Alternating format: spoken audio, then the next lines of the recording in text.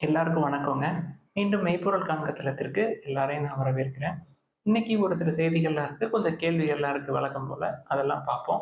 உள்ள போறதுக்கு முன்னாடி இன்டர்நேஷனல் மார்க்கெட்ட பார்த்துருவோங்க. நேத்து யுஎஸ் மார்க்கெட் நல்லா ஏறி இருந்ததுங்க. நாஸ்டாக் ஒரு 252 point up, Dow 130 point up, S&P 500 ஒரு 37 பாயிண்ட் அப். S&P 500 வந்து ரெக்கார்ட் ஹைங்க 6100. டெக் ஸ்டாக்ஸ் எல்லாமே ஏறி இருந்தது. என்ன காரணம் அப்படின்னா, ட்ரம்ப் அவர்கள் ஏஐக்கு நம்ம நெறைய இன்வெஸ்ட்மென்ட்ஸ் பண்ணுவோம் அப்படின்னு சொல்லியிருந்தாரு. அடுத்து வரக்கூடிய நாட்கள்ல ஏர்னிங்ஸ் எல்லாம் வருது. நல்ல நல்ல ஏர்னிங்ஸ் எல்லாம் எதிர்பார்க்குறாங்க. அதனால மார்க்கெட்ட வந்து ஏத்திருக்கிறாங்க. முக்கியமா இந்த ஏற்றத்துக்கு டெக் ஸ்டாக்ஸ் எல்லாமே தான் வந்து பொறுப்பு. அதைத் தொடர்ந்து இன்னைக்கு இந்திய சந்தையிலயும் டெக் ஸ்டாக்ஸ வச்சு கொஞ்சம் ஏத்துனாங்க. ரொம்ப பெருசா ஏறலங்க. ஒரு 50 பாயிண்ட் ஏறிருக்கு இன்னைக்கு முடிவுல. 23,200ல இருக்கு. நேத்து எஃப்ஐஐஸ் ஒரு 4,000 கோடிக்கு பக்கமா வித்திருக்கிறாங்க. மொத்தமா ஜனவரியில நேத்து வரைக்கும் ஒரு 60,850 கோடிக்கு எஃப்ஐஐஸ் வித்து வெளில எடுத்துட்டு போயிருக்கிறாங்க கேஷ் மார்க்கெட்ல இருந்து. ஒவ்வொரு நாளும் நம்ம வந்து எஃப்ஐஐஸ் நெட் செல்லர்ஸா இருக்கிறாங்க. கேஷ் மார்க்கெட்ல இருந்து வெளில பணம் போகுது, எவ்வளவு விக்கிறாங்கன்னு சொல்றது காரணமே என்ன அப்படின்னா, நம்மளோட ஃபண்ட் இந்தியால இருந்து வெளிநாட்டுக்கு போகுது அப்படின்றத நம்ம தெரிஞ்சுக்கணும் அப்படின்றதுக்கு தாங்க. கோல்டோட பிரைஸ் சொன்னோம் இல்லையா? ஆல் டைம் ஹை இன்னைக்கு அப்டேட் ஆகல. 7,545 பெர் கிராம் 22 கேரட் கோல்டு.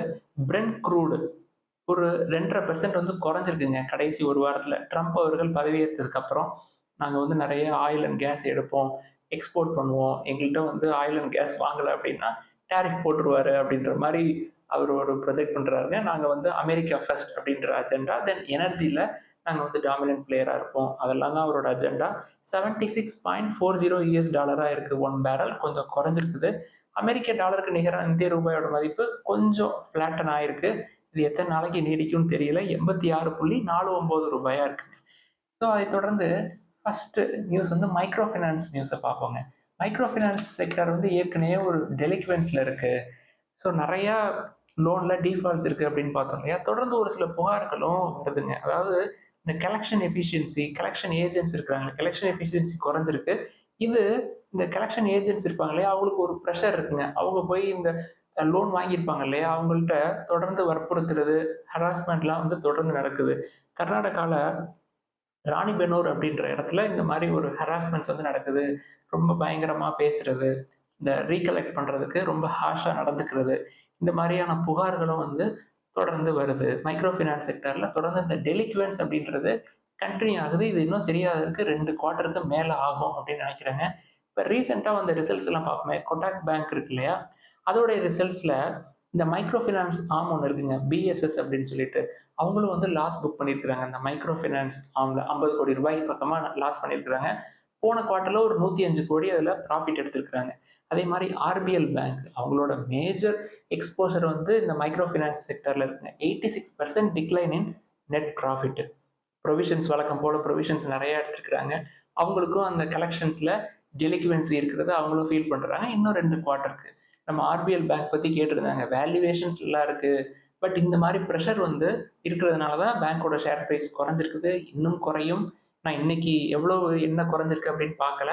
நம்ம மைக்ரோ ஃபைனான்ஸ் பத்தி நம்ம தனியாவே ஒரு வீடியோ போட்டிருந்தோம் இல்லையா? நம்ம லிஸ்ட்ல இருக்கிற 2 பேங்க்லயும் மைக்ரோ ஃபைனான்ஸ் எக்ஸ்போஷர் இருக்கு அப்படின்றத நம்ம சொல்லிக்கிட்டே இருக்கோம். இண்டஸ்இண்ட் பேங்க்ல ஒரு 9 to 10% இருக்கு. ஐடிஎஃப்சி ஃபர்ஸ்ட் பேங்க்ல ஒரு 10% மைக்ரோ ஃபைனான்ஸ் எக்ஸ்போஷர் இருக்கு. ஸோ அந்த ரிசல்ட்ஸ் எல்லாம் எப்படி இருக்குன்னு பார்ப்போம். அடுத்து இன்ஃபோசிஸ் என்ன பண்றாங்க? அவங்களோட ஆப்பரேஷன்ஸை ஹைதராபாத்ல எக்ஸ்பேண்ட் பண்றாங்க. அதுக்காக ஒரு ரூ. 750 கோடி ஃபேஸ் 1ல அவங்க வந்து இன்வெஸ்ட் பண்றாங்க. அந்த எக்ஸ்பேன்ஷன் முடிஞ்சு இன்னும் ஒரு 2 to 3 இயர்ஸ்ல அவங்க வந்து கன்டினியூஸா அந்த ஆப்பரேஷன்ஸ் வந்து கன்டினியூ பண்ணிடுவாங்க. இதுல ஒரு 17,000 பேருக்கு புதுசா வேலை வாய்ப்புகள் கிடைக்கும் அப்படின்னு சொல்லியிருக்கிறாங்க. அடுத்து ஹிந்துஸ்தான் யூனிலிவரோட ரிசல்ட்ஸ் வந்து ரொம்ப ஃபிளாட்டா தான் இருக்கு ரிசல்ட்ஸ். பட் ரெவென்யூ வந்து குறைஞ்சிருக்கு. சீக்வென்ஷியல் பேசிஸ்ல ரெவென்யூ குறைஞ்சிருக்கு. Q3 வால்யூம்ஸ் அப்படின்னு எடுத்துக்கிட்டோம்னா செம அடி. டிமாண்ட் இல்ல. ஃப்ராங்கா சொல்லணும் அப்படின்னா. டிமாண்ட் வந்து ரூரல்லயும் கம்மியா தான் இருக்கு. அர்பன்லயும் கம்மியா தான் இருக்கு. ரெக்கவரி ஸ்லோவா தான் இருக்கு. Revenue flat. பட் ப்ராஃபிட் வந்து 19% year on year up. Year on year எடுத்துக்கிட்டோம் அப்படின்னா ரெவென்யூ 1.6% அப். இந்த ப்ராஃபிட் 19% கூடுனதுக்கு என்ன காரணம் அப்படின்னா, அவங்களோட ப்ராப்பர்ட்டி அதாவது ஒரு பியூரிட் பிசினஸ் அப்படின்னு சொல்லிட்டு ஒரு பிசினஸ். அந்த பிசினஸ வித்து அவங்களுக்கு அதுல பணம் வந்திருக்கு. அத ப்ராஃபிட்ல உள்ள கொண்டு வந்து 19% ஏறுன மாரி தெரியுது. But revenue quarter on quarter sequential பேசிஸ்ல எடுத்துக்கிட்டோம் அப்படின்னா 0.67% கம்மிங்க. ரெவென்யூ குறைஞ்சிருக்கு. குவார்டர் அண்ட் குவார்டர் ப்ராஃபிட் வந்து 15.7% ஏறி இருக்கு. தென் அக்விசிஷன்ஸ் அப்படின்னு பார்த்தோம்னா மினிமலிஸ்ட் அப்படின்னு சொல்லிட்டு ஒரு பியூட்டி பிராண்ட், அதில் ஒரு 90.5% ஸ்டேக் எவ்வளோக்கு வாங்கியிருக்கிறாங்கன்னா 2,955 crores வாங்கியிருக்கிறாங்க. அடுத்து டாடா மோட்டார் கமர்ஷியல் வெஹிக்கிள்ஸில் ஒரு சேவிங். இவங்க ஏற்கனவே டாடா மோட்டார்ஸை டாடா மோட்டார் பேசஞ்சர் வெஹிக்கிளாகவும் டாடா மோட்டார்ஸ் கமர்ஷியல் வெஹிக்கிளாகவும் ஸ்ப்ளிட் பண்ண போகிறாங்க. அது வந்து அடுத்த ஃபினான்ஷியல் இயரில் வந்துடும். இதில் அந்த கமர்ஷியல் வெஹிக்கிள் செக்மெண்ட்டை மட்டுமே அதுக்குள்ளேயே அவங்க வந்து ரீஸ்ட்ரக்சரிங் பண்ணுறாங்க. அந்த கமர்ஷியல் வெஹிக்கிளையே உள்ள 8 செக்மெண்ட்டாக பிரிக்கிறாங்க. அதாவது heavy truck, then bus van ஒரு செக்மெண்ட்டாக, தென் மினி ட்ரக்கு, அது மாதிரி 8 டிஃப்ரெண்ட் செக்மெண்ட்ஸாக அவங்க வந்து பிரிக்கிறாங்க. அதை தொடர்ந்து வெளிநாடுகள்லையும் அவங்களோட ஆப்ரேஷன்ஸை எக்ஸ்பேண்ட் பண்ணுறாங்க. சவுத் ஏஷியாவில் மட்டும் இருந்த ஆப்ரேஷன்ஸை இப்போ ஏஷியா ஃபுல்லாக எக்ஸ்பேண்ட் பண்ணுறதுக்கான வேலைகளை பார்க்குறாங்க. அடுத்து நார்த் ஆஃப்ரிக்காவில், தென் மிடில் ஈஸ்ட்டு, தென் ஏஷியன் கண்ட்ரிஸ் ஃபுல்லாக இவங்களோட ஆப்ரேஷன்ஸ் வந்து எக்ஸ்பேண்ட் பண்ணுறதுக்கு, ப்ராஃபிட்டபிலிட்டியை கூட்டுறதுக்கு இவங்க தனியாக பிரித்ததுக்கப்புறம் இந்த வேலையெல்லாம் ஸ்டார்ட் பண்ணுவாங்க. அடுத்து பேசஞ்சர் வெஹிக்கிள் செக்மெண்ட்டில் முக்கியமாக ஈவிஸ் எடுத்துக்கிட்டோம்னு வச்சுக்கங்களேன். டாடா மோட்டார்ஸ் வந்து ஒரு பெரிய மார்க்கெட் லீடராக இருந்தாங்க. மார்க்கெட் ஷேர் வந்து அவங்களுக்கு ஒரு 73% இருந்ததுங்க 2023ல இவி செக்மெண்ட் பிவியில் பேசஞ்சர் வெஹிக்கிள்ஸில். இந்த 73% அப்படின்றது 2024ல் 62%ஆக குறைஞ்சிருக்கு. இது இன்னும் நார்மலைஸ் ஆகிறதுக்கு நாளாகுங்க. ஏன்னா சுசுக்கி வர்றாங்க, தென் மஹேந்திரா அண்ட் மஹேந்திரா வர்றாங்க, ஹுண்டாய் வருவாங்க, தென் ஹோண்டா வருவாங்க. இதில் இந்த மார்க்கெட் ஷேரை கொஞ்சம் உருவுனது யார் அப்படின்னா ஜேஎஸ்டபிள்யூஎம்ஜி வந்து கொஞ்சம் மார்க்கெட் ஷேரை கெயின் பண்ணியிருக்கிறாங்க. இதில் மற்ற ஓஇஎம்ஸ்க்கு இல்லாத ஒரு அட்வான்டேஜ் வந்து இவங்களுக்கு இருக்குங்க. என்ன அப்படின்னா இவங்க ஒரு பேட்டரி ஜிகா ஃபேக்ட்ரி போடுறதுக்கு பெரிய இன்வெஸ்ட்மெண்ட்ஸ் ஒன்று போட்டிருக்காங்க. இனிஷியல் இன்வெஸ்ட்மெண்ட்டாக $1.5 மில்லியன் இன்வெஸ்ட் பண்ணியிருக்கிறாங்க. இவங்களுக்கு தேவையான பேட்டரிஸை இவங்களாவே ரெடி பண்ணி இவங்களோட பிவி செக்மெண்ட்ஸ்க்கு, இவங்களோட சிவி செக்மெண்ட்ஸ்க்கு இவங்களாவே ரெடி பண்ணி அசம்பிள் பண்ணி இவங்க எடுத்துக்குவாங்க. இது வந்து ஆப்வியஸாக இவங்களோட காஸ்ட்டை குறைக்கும். லித்தியம் அயான் பேட்டரி சப்ளை 2026லேருந்து இவங்களோட ஜிகா ஃபேக்ட்ரியிலேருந்து இவங்களோட ஓஇஎம்ஸ்க்கு கிடச்சிடும். அது போக மற்றவங்களுக்கும் கொடுப்பாங்க. அவங்களோட பிஸ்னஸை எக்ஸ்பேண்ட் பண்ணுவாங்க. ஸோ இதாங்க வந்து டாடா மோட்டார்ஸ் பிவிஸில் வந்த நியூஸ். அடுத்து பிஜி இன்வைட் ஷேர் ஹோல்டர்ஸ்க்கு ஒரு நல்ல செய்திங்க. ரெக்கார்ட் டேட் வந்திருக்கு டிவைடெண்ட்டுக்கு. 27ஆம் ரெக்கார்ட் டேட்னு நினைக்கிறேங்க. நீங்கள் ரெக்கார்ட் டேட்டுக்கு 2 நாளைக்கு முன்னாடியே வாங்கியிருக்கணும். ₹3 வந்து டிவைடெண்ட். ஏற்கனவே ₹6 வாங்கியிருப்பீங்க. மொத்தம் இதோட சேர்த்தா ₹9. இந்த ஃபினான்ஷியல் இயர் 25க்கு இன்னொரு ₹3 கிடைக்கும். மொத்தம் ₹12 கிடைக்கும் இந்த ஃபினான்ஷியல் இயருக்கு. அடுத்து ஒரு சில கேள்விகளாக இருக்குங்க, அதை பார்ப்போம். ஃபஸ்ட்டு டாடா டெக்னாலஜிஸில் ஒன்று கேட்டிருக்காங்க. எனக்கு வந்து ஐபிஓவில் கிடச்சிது. ஐபிஓ ப்ரைஸ்லேருந்து நல்ல ரிட்டர்ன்ஸ்லாம் எனக்கு கிடச்சிது. நான் வந்து தொடர்ந்து வச்சுக்கிட்டே இருந்தப்ப அது பயங்கரமாக 30% குறைஞ்சிருச்சு. இப்போ அதை வச்சுக்கிறதா இல்லை வித்துடுறதா அப்படின்னு சொல்லி கேட்டிருக்கிறாருங்க. எனக்கு இதுதாங்க ஞாபகம் வருது. என்ன அப்படின்னா, ஒரு ஸ்டாக்கை வாங்குகிறோம். வாங்கினதுக்கப்புறம் அது ஏற ஆரம்பிச்சிருச்சு அப்படின்னா ட்ரேடராக மாறி ப்ராஃபிட்டை புக் பண்ணி வெளில வந்துடுது. அது இறங்குச்சுன்னு வச்சுக்கங்களேன், இன்வெஸ்டர் ஆகிடுறது. நான் வந்து அதை லாங் டேர்முக்காக ஹோல்ட் பண்ணுறேன் அப்படின்னு சொல்லி பயாஸ்டாக இருக்கிறது. இதை முதல்ல விட்டுருங்க. தெளிவாக நம்ம இன்வெஸ்டர் அப்படின்றத புரிஞ்சுக்குங்க. கம்பெனி ரொம்ப ஸ்ட்ராங்கான company. Quality of the management really good. Growth prospects இருக்குது. கடன் வந்து கவலையே பட தேவையில்லை. நான் நேற்று கூட சொன்னேன், அவங்களுக்கு 12,000 கோடி மூட்டையில் கொட்டும் 3 மாதத்துக்கு ஒரு தடவை. எதை பற்றியுமே கவலைப்பட தேவையில்லை. அந்த ஸ்டாக்கை மறந்துடுங்க. 500 கீழே போச்சு அப்படின்னா ஆட் பண்ணுறதுக்கு சான்ஸ் 15 வச்சுருப்பீங்க, இன்னும் 15 ஆட் பண்ணிக்கலாம். அடுத்து கல்யாண் ஜுவல்லர்ஸை பற்றி ஏன் வந்து குறையுது அப்படின்னு சொல்லி கேட்டிருந்தீங்க. கடைசி ஒரு இந்த 25 நாளைக்குள்ளேயே ஒரு 30%க்கு பக்கமாக கீழே விழுந்திருக்குங்க.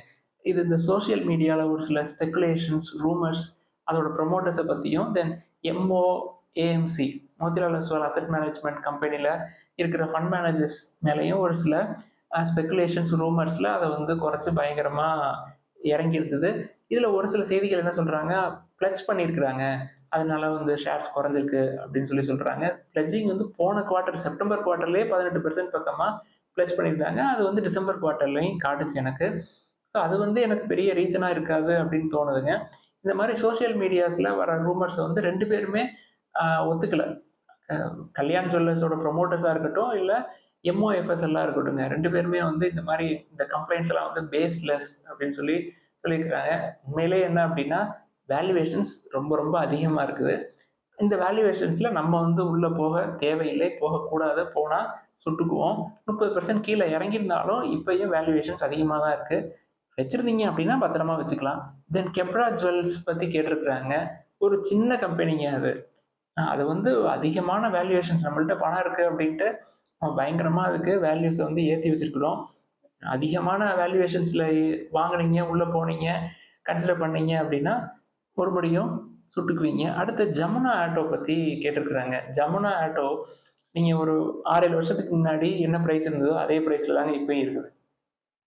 இந்த மாரி நான் இதுக்கு இந்த ஜமுனா ஆட்டோ பத்தி கேள்வி வந்தப்ப, ரிக்கோ ஆட்டோ அப்படின்ற ஒரு ஷேர நான் ரொம்ப காலத்துக்கு முன்னாடி ஒரு 10 வருஷத்துக்கு முன்னாடி நான் பார்த்து வாங்கி வச்சு, அது பயங்கரமா இறங்கி அதுலேருந்து வெளில வர்றதுக்கு பாடாப்பட்டு, ரொம்ப கஷ்டப்பட்டு அதுலேருந்து வெளில வந்தேங்க. இன்னைக்கு உள்ள ஷேர் பிரைஸ் எவ்வளோ இருக்கோ ரிக்கோ ஆட்டோல 2006ல எடுத்து பார்த்தீங்கனாலும், இப்பயும் அதே ஷேர் பிரைஸ்ல தான் இருக்கும். நம்மளுக்கு ஆட்டோல கன்சிடர் பண்றதுக்கு எனக்கு ஹீரோ இருக்கு. ஹீரோக்குள்ள ராக்மேன் அப்படின்ட்டு ஒரு ஸ்பேர் பார்ட்ஸ் கம்பெனி இருக்கு. தென் டாடா மோட்டார்ஸ் இருக்கு. டாடா மோட்டார்ஸ்குள்ளேயே பேசஞ்சர் வெஹிக்கிள் இருக்கு. தென் கமர்ஷியல் வெஹிக்கிள் இருக்கு. கமர்ஷியல் வெஹிக்கிள்ல 8 செக்மெண்டா பிரிக்க போறாங்க. ஈவிஸ் இருக்கு. ஜேஎல்ஆர் இருக்கு. இதெல்லாம் நல்ல வேல்யூவேஷன்ல PE 8ல இருக்கு. அவங்களோட ப்ரமோட்டர் சூப்பரான promoter. Quality of the management really good. Then growth prospects இருக்கு. இதெல்லாம் விட்டுட்டு நம்ம எதுக்குங்க ஜமுனா ஆட்டோவுக்கும், ரிக்கோ ஆட்டோவும் நான் கன்சிடர் பண்ண போறேன். ஸோ முற்காலங்கள்ல செய்த தவறு தாங்க. அன்னைக்கு டாடா மோட்டார்ஸ வாங்கியிருந்தேன் அப்படின்னா, நான் வந்து ஒரு 10 ஆண்டுகளுக்கு முன்னாடி ஒரு 300, 200க்கே வாங்கியிருக்கலாம். ஸோ அன்னைக்கு வந்து கம்மியா இருக்கு. ரூ. 60ல இருக்கு, ரூ. 80ல இருக்கு அப்படின்னு சொல்லி இத நான் கன்சிடர் பண்ணி, இன்னைக்கும் அதே நிலைமையில தான் இருக்கு. 145க்கு போயிட்டு மறுபடியும் இந்த ரேஞ்சில தான் இருக்கு. குரோத் வந்து இருக்காது இந்த கம்பெனில, போகாது, இது வந்து ஏறாது, இது கூடாது, வாங்கக்கூடாது அப்படின்லாம் சொல்லலங்க. நான் வந்து இந்த மாரி சின்ன சின்ன கம்பெனிக்குள்ள போய் பல்ப் வாங்குனதெல்லாம் போதும். நான் இனிமே அந்த சைடு நான் வந்து போமாட்டேன். போனா இந்த மாரி இருக்கு. ஒரு நல்ல பிளேயர்ஸா இருக்காங்க. மேனேஜ்மென்ட் பத்தி தெரியும். அந்த சைடு போனா நம்மளுக்கு வந்து சேஃப்ங்க. அடுத்து ஸ்ரீராம் ஃபினான்ஸ் பத்தி கேட்டிருக்காங்க. PE வந்து 12.45, புக் வேல்யூ வந்து 1.91ல இருக்கு. உங்களுக்கு வந்து கண்டிப்பா கன்சிடர் பண்ணணும் அப்படின்னு சொல்லி ஆசை இருந்தது அப்படின்னா, price to book Morgan Housel அவர்கள் சொன்ன மாரி 1.5க்கு கீழ வரைக்கும் வெயிட் பண்ணுங்க. வெயிட் பண்ணி அதுக்கப்புறம் நீங்க வந்து கன்சிடர் பண்ணுங்க. வேல்யூவேஷன்ஸ ஸ்ட்ரிக்ட்டா ஃபாலோ பண்ணுங்க. இனிமே குறையாது. இது அப்படியே சல்லுன்னு மேல ஏறுச்சுன்னா அப்படியே நட்டமா நிக்கும். திருப்பி இப்படி கீழ வரவே வராது அப்படின்னு சொல்லி ஒரு எண்ணம் நீங்க வந்து ஷேர் வாங்குறப்ப கண்டிப்பா உங்களுக்கு இருக்கும். அத வந்து உங்க மைண்டுக்குள்ள கொண்டு வரவே வராதீங்க. உங்க மைண்ட் அந்த நேரத்துல அப்படி திங்க் பண்ணுச்சு அப்படின்னா, அத திங்க் பண்ண விடாதீங்க. அந்த நேரத்துல ஃபோன ஸ்விட்ச் ஆஃப் பண்ணி போட்டுருங்க. இல்ல ஆப்ப அன்இன்ஸ்டால் பண்ணி விட்டுருங்க. அதாவது வாங்குறப்ப அப்படிதாங்க தோணும். அச்சச்சோ! வாங்கிட்டோம். இனிமே குறைச்ச விலையில வாங்கவே முடியாது அப்படின்னு நம்ம மைண்ட் நம்மளோட டிசிஷனுக்கு ஏத்த மாரி நம்ம மூளை வந்து நமக்கு நெறையா ஆருடம் சொல்லும். அத வந்து கேட்காதீங்க. ஸ்கை கோல்ட் அப்படின்னு சொல்லி ஒரு ஷேர்ஸ் பத்தி கேட்டிருக்காங்க. Again PE very very high 42ல இருக்கு. நீங்க கோல்டு ரிலேட்டட் ஸ்டாக்ஸ வாங்கணும். நான் வந்து கல்யாண் ஜுவல்லர்ஸ மிஸ் பண்ணிட்டேன். தங்கமயில் ஜுவல்லர்ஸ மிஸ் பண்ணிட்டேன். டைட்டன மிஸ் பண்ணிட்டேன். அப்படின்னா அத பத்தி கவலையே படாதீங்க. அடிமட்டத்துல இருக்கு பேங்க். நல்ல நல்ல பேங்க் எல்லாம் வந்து வெரி லோ லெவல்ல இருக்கு. ஒரு சில ஸ்டாக்ஸ் வந்து PE நல்ல வேல்யூவேஷன்ஸ்ல இருக்கு. அத மறந்துருங்க. நம்ம வந்து பஸ்ஸ விட்டுட்டோம் அப்படின்றத அக்செப்ட் பண்ணிக்கங்க. கோல்டு பிசினஸ் ஏதாவது கிடைக்குமா? அப்படின்னு சொல்லி ஹையர் வேல்யூவேஷன்ஸ்ல போய் வாங்கி ப்ராஃபிட் புக் பண்றப்ப எல்லாம் நம்ம தலையில ப்ராஃபிட்ட புக் பண்ணிட்டு போயிருவாய்ங்க. So careful. நல்ல இன்னைக்கு ட்ரெண்டுக்கு எது அடி வாங்கிட்டு இருக்குன்னு பாருங்க. அடி வாங்குறது எல்லாம் விட்டு தூக்கி போடுவாங்கல்ல எனக்கு வேணான்ட்டு, அத போய் பொறுக்குங்க. எல்லாரும் போய் டெக்லயே போய் விழுறது வந்து அதுல ஒண்ணும் பெருசா கிடைக்காது. நியூஜென், பெர்சிஸ்டென்ட், கோஃபோர்ஜ் எல்லாமே பயங்கரமா இன்னைக்கும் ஏறிருக்கு. எல்லாம் 10% பக்கமா ஏறிருக்கு. PE பார்த்தீங்கன்னா எல்லாத்துக்குமே அதிகம். 57, 78, 75 அப்படின்னு சொல்லிட்டு அந்த பக்கெட்லாம் போகவே போகாதீங்க. வாட்ச் லிஸ்ட்ல ஒரு ஸ்மால் கேப் எடுத்து வச்சிருக்கிறோம். ஸ்மால் கேப் ஐடி போறதுலயும் ரிஸ்க் நெறைய இருக்குங்க. ஸோ கேர்ஃபுல்லா இருங்க. அதிகமா வேல்யூவேஷன்ஸ் உள்ளதுக்குள்ள போய் மாட்டிக்காதீங்க. இந்த கேள்விகள் தான் இன்னைக்கு கேட்டிருக்கிறாங்க. அது போக மறுபடியும் ஒரு சில கேள்விகள் கேட்ட கேள்விகளே திருப்பி கேட்டிருக்காங்க. பழைய வீடியோஸ்ல இருக்குங்க. GE ஷிப்பிங் பத்தி கேட்டிருந்தாங்க. நேத்தே நம்ம பார்த்துட்டோம். தென் ஸ்மால் கேப் லான்சர் லாஜிஸ்டிக்ஸ் அப்படின்ற ஒரு கம்பெனி பத்தி கேட்டிருக்காங்க. எல்லாம் குறைஞ்சு வருதுங்க. ஸ்மால் கேப், மிட் கேப் எல்லாம் போட்டு அடி வெளுத்து எடுக்குறாங்க. ஸோ லார்ஜ் கேப் எப்படியாவது அடிச்சு புடிச்சு மேல வந்துருவாங்க. ஸ்மால் கேப், மிட் கேப் உள்ள போய் மாட்டி கம்மியா இருக்கு, ரூ. 50ல இருக்கு, ரூ. 20ல இருக்கு அப்படின்னு சொல்லி உள்ள போய் சிக்கிக்காதீங்க. அதே மாரி இந்த மைக்ரோ ஃபைனான்ஸ் கம்பெனிலாம் வந்து நல்ல வேல்யூவேஷன்ஸ்ல இருக்கு அப்படின்னு சொல்லி அதுலயும் போய் சிக்கிக்காதீங்க. நம்ம இன்னைக்கு பார்த்தோம் இல்லையா? அந்த நியூஸ நான் லிங்க்ல போடுறேன். நீங்களும் படிச்சு பாருங்க. நெறைய மைக்ரோ ஃபைனான்ஸ் கம்பெனி இந்த மாரி டெலிக்வென்ட்ஸ்னால ட்ரெமெண்டஸ் அமௌண்ட் ஆஃப் ஸ்ட்ரெஸ்ல இருக்கிறாங்க. ப்ராஃபிட்ஸ் வந்து இந்த தடவையும் அவங்களால காட்ட முடியாது அப்படின்னு நினைக்கிறேங்க. நம்ம ஏற்கனவே சொன்ன மாரி too much of anything good for nothing அப்படின்னு நம்ம போய் புஷ் பண்ணோம், லோன குடுத்தோம், அதிகமான குரோத்துக்கு ஆசைப்பட்டோம். ஆசைப்பட்டு இந்த பிளேயர்ஸே அவங்களுக்கு ஒரு டெலிக்வென்ஸ உருவாக்கிட்டாங்க. அதே மாரி தாங்க இந்த மியூச்சுவல் ஃபண்ட்ல நெறையா இப்போ ஃபோன் பண்ணி போடுங்க விளம்பரம் அது இதுன்னு வருது இல்லையா? அதுவும் வந்து டூ மச். கடைசி 1 வருஷத்துல பார்த்தீங்கன்னா, நம்மளுக்கு ரிட்டர்ன்ஸ் ஒண்ணுமே இருந்திருக்காது. நீங்க போன வருஷம் போட்டிருந்தீங்கன்னா, நெகட்டிவ் ரிட்டர்ன்ஸா தான் இருந்திருக்கும். இந்த டெலிக்வென்ஸ், தென் டிமாண்டு, தென் இந்த ஏர்னிங்ஸ் காட்டாத ஒரு சூழல் வந்து இன்னும் 2 குவார்ட்டருக்கு நீடிச்சதுன்னு வச்சுக்கங்களேன், அப்படியே ஒரே அடியா அப்படியே சைட்வேஸ்ல போகும். இல்ல கொஞ்சம் கொஞ்சமா கீழ போயிட்டு, இது திருப்பி ரெக்கவரி ஆறதுக்கே ஒரு 2 வருஷம், 3 வருஷம் ஆயிருங்க பியர் மார்க்கெட்குள்ள போயிட்டு. ஸோ தயவுசெய்து கேர்ஃபுல்லா இன்வெஸ்ட் பண்ணுங்க. மியூச்சுவல் ஃபண்ட்ஸ்ல பாஸ் ஆப்ஷன்லாம் இருக்கு. அதெல்லாம் பாருங்க. தொடர்ந்து நம்மளோட பணத்த வெளிநாட்டுக்காரன் எடுத்துட்டு போறதுக்கு எனக்கு மனசு வராது. ஸோ பார்த்து இன்வெஸ்ட் பண்ணுங்க. ஏதாவது சந்தேகங்கள், கேள்விகள் இருந்தா எல்லாத்தையும் கேளுங்க. நம்ம டிஸ்கஸ் பண்ணுவோம். எல்லாருக்கும் நன்றி.